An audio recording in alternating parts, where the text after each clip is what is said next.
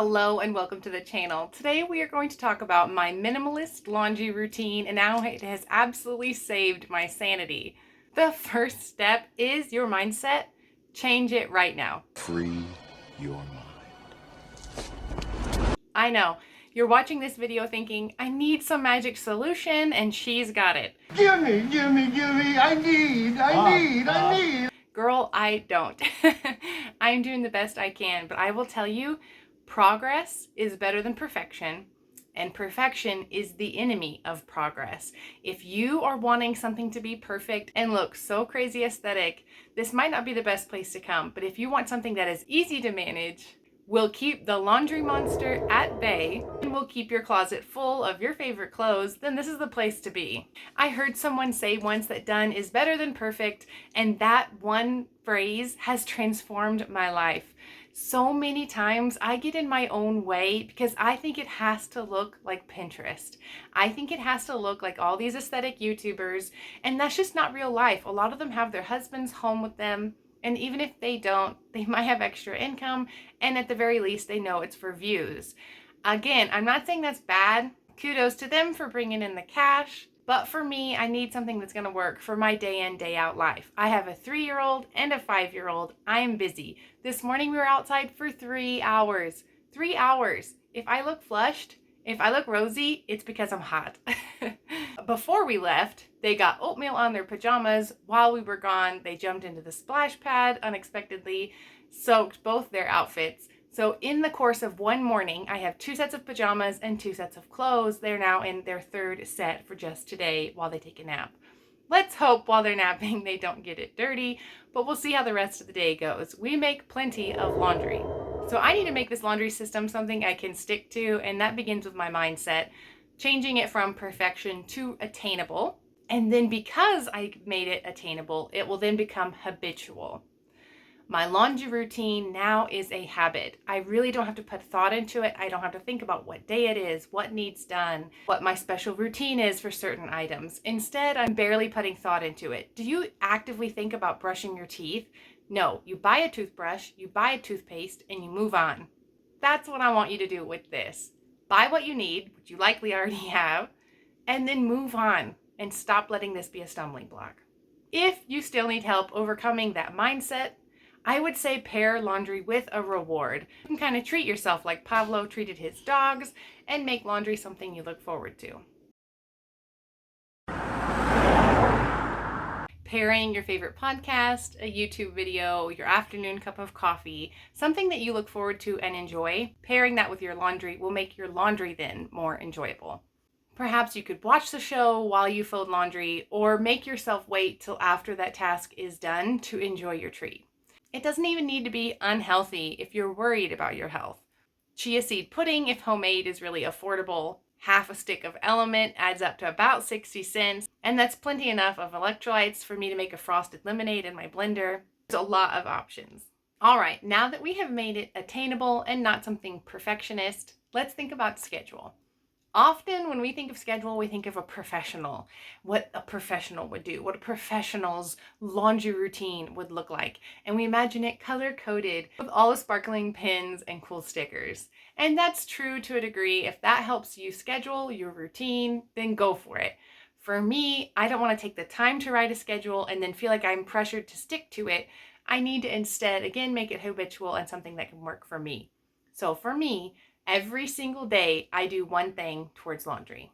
Now, if you're new here, I would just like to say, please help that algorithm out and make them realize that I'm a nice person. It's AI and has no way to know that I'm worth watching unless you tell it to. So please like, share, and subscribe. I would really appreciate it. Now that may be throw it in the washer and transition it to the dryer later that afternoon, or take it from the dryer and fold it. But every single day, I will do one thing towards my laundry. By making this daily, I am again making it habitual. Also, by doing it daily, I am keeping the workload light. This alone will keep that laundry monster at bay. I very rarely have to do 2 loads at once, but if I do, that's fine. Especially if it's after the weekend we spent by a river or something. Or in the winter when we played with snow. We do live in Colorado after all, and I think that that's particularly hard on my boys' clothes because they are very, very active. So my professional mindset is if I see that it needs done, I do it. And I do it every day. And because I do those two things, it keeps the workload light and manageable. Also, I do not let my boys put laundry in the dirty hamper unless it is truly dirty.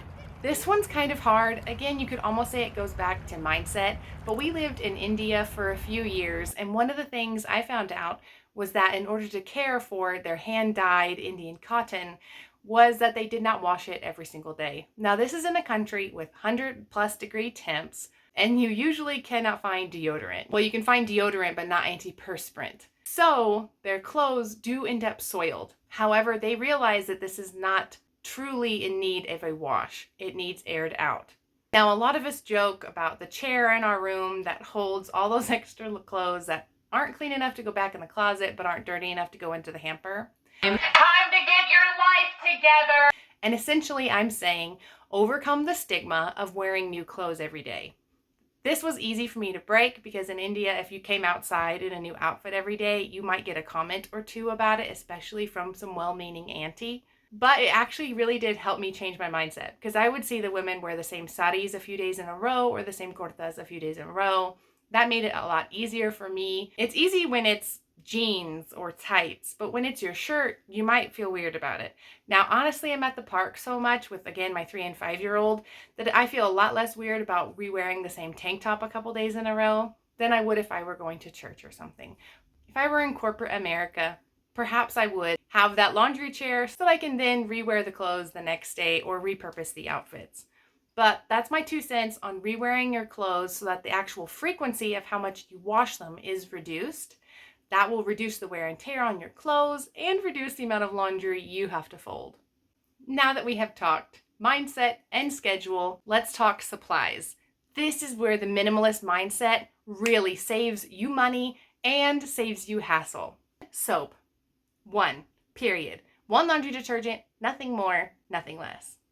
And 1 stain remover.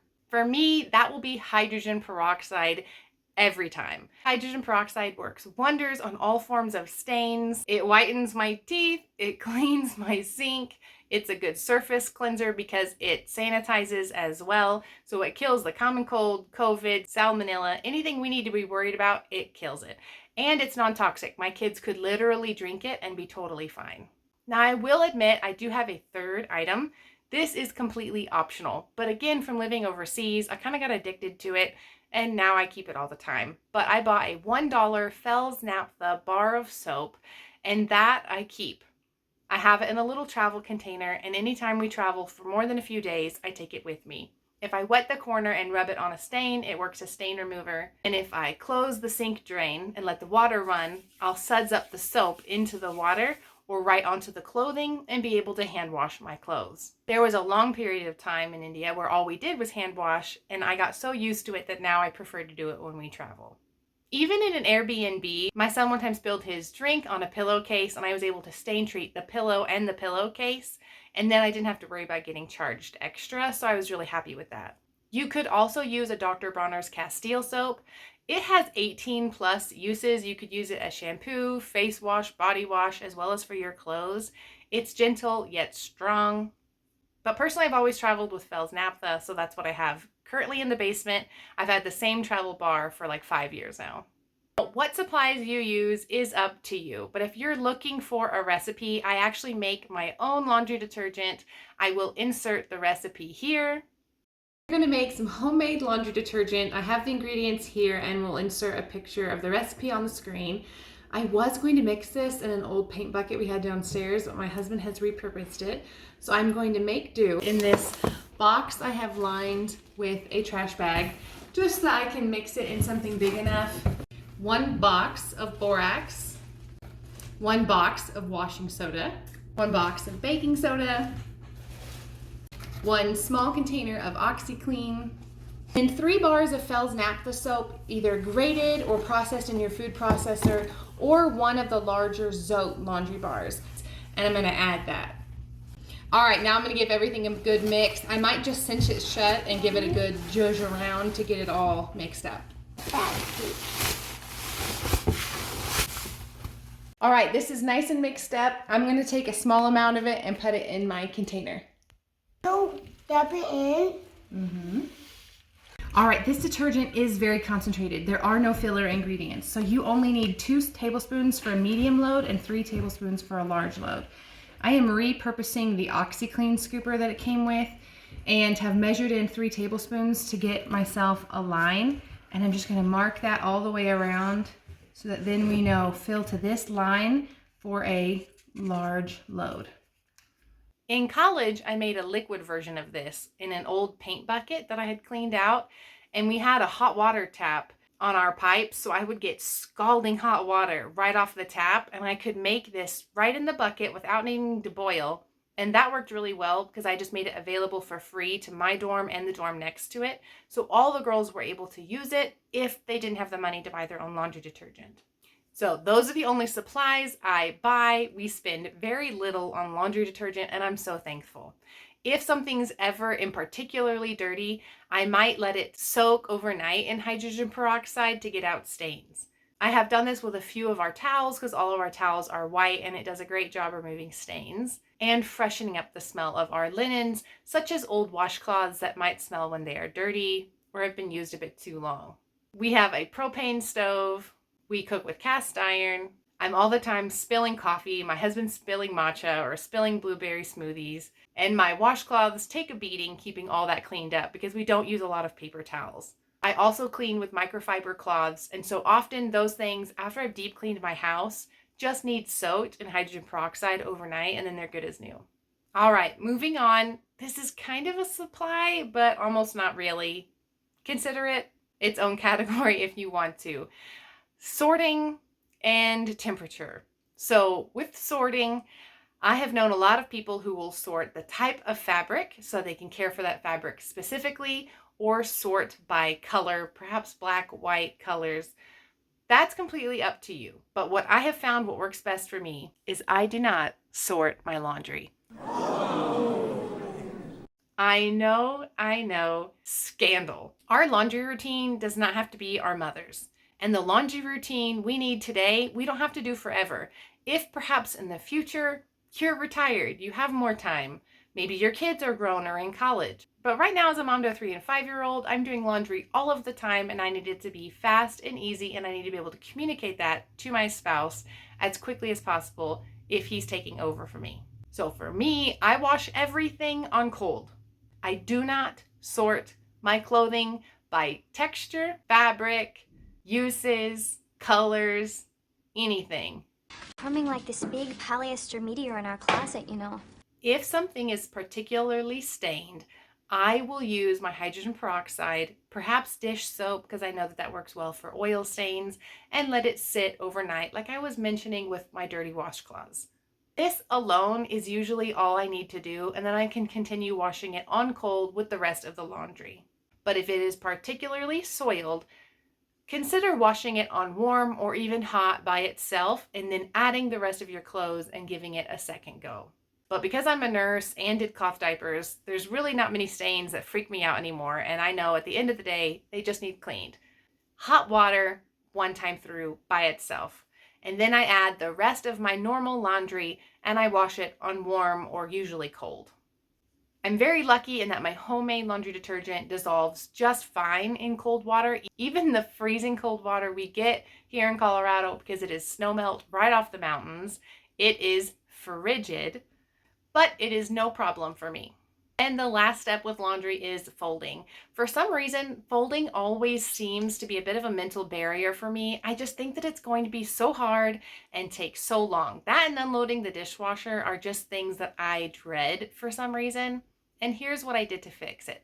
In the morning with my dishwasher, for instance, I found unloading my dishwasher while I was trying to get everyone out of pajamas, into clothes, empty bellies, into full bellies, and out of the door in time for work and school was too stressful. And that was not the time to be unloading the dishwasher. So now I start the dishwasher after breakfast, which means at breakfast time, dirty dishes go straight into the dishwasher after being rinsed, and I do not have to empty them in the midst of all that hullabaloo. At lunch, because my kids only go to school for 2 and 3 hours, at lunch is when I empty the dishwasher, and then I reload it with lunch and dinner dishes, let it sit overnight with the door open just so it doesn't get musty. The next day we add breakfast dishes and restart it. Simply changing when you do something can often reduce the stress associated with it. For me, I found trying to do laundry in the morning so that my kids could get certain clothes was just too stressful. If they need something, they're responsible to tell me the day before. Also, I'm aware of the fact that perhaps soccer uniform might need cleaned by Friday night so that they have it fresh Saturday morning, and so that I'm not rushing to get something done while also trying to do breakfast and dishes and get out of the house on time. But because I do it daily, this never happens. So we do it in the afternoons. That's when I like to fold laundry. My kids are in bed or getting quiet time, and then I'm able to pair my quiet time together with a bit of a treat and folding laundry. So now I no longer dread it, but instead it's one of those rhythmic tasks that seems almost meditative in its repetitiveness. A Monk's Guide to a Clean House might be a good read for you if this is something that clicks. Also, I put out a cleaning video recently, and that again kind of echoes the way that these rhythmic tasks can actually become meditative and almost peaceful. And lastly, when it comes to folding, consider a no-fold system. For me, I tend to use hangers for a lot of my items as I have a minimalist wardrobe. Let me know if you want to see a video. That's actually quite easy to do because I've got plenty of space. Also, because I have a minimalist wardrobe, when I do fold something, I'm not shoving down something in my drawer or moving hangers out of the way, trying to shove it into place, because that adds time and adds frustration. Pare down your wardrobe to what you actually wear, what actually fits you, and what actually makes you feel confident. And then from there, folding and putting away or hanging and putting away your clothes is significantly easier and way less stressful. Now for my kids, they are usually just going to the park, running outside, or might simply be going to school for 2 or 3 hours. On Sundays, I worry more about their clothes looking nice and fresh, but on the average day of the week, I expect them to look like little boys.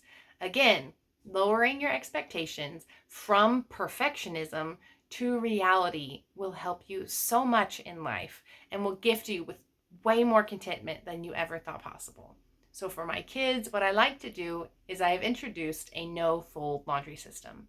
For my oldest son, he has a storage bin for tops and a storage bin for bottoms.